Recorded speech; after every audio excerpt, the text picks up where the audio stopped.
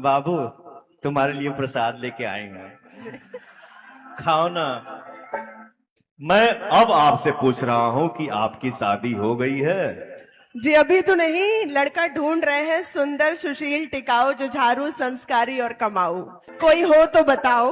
कोई हो तो क्या बताना है, सामने दिख रहा है, आप देख लीजिए, चुन लीजिए इसमें क्या है क्या नहीं है, किस चीज की कमी है ये भी बता दीजिए। सांवला हूं, काला हूं, कमासुत हूं ही, सुंदर नहीं हूं, और क्या बोले?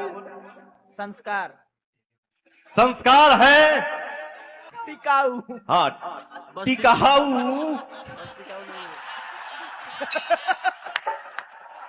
फैशन के जमाने में गारंटी नहीं भैया,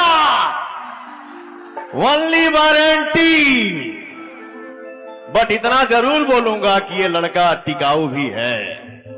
अब सामने वाला ना टिके उसका बात ही अलग है, बट मैं टिकाऊ हूं, मैं टिकाऊ था, हूं और रहूंगा। आजकल के लड़के आपको तो पता है, सुबह करते हैं हाय शाम को बाय, लेकिन जमाना उल्टा हो गया है, यहाँ शाम को करते हाय सुबह कहते बाय।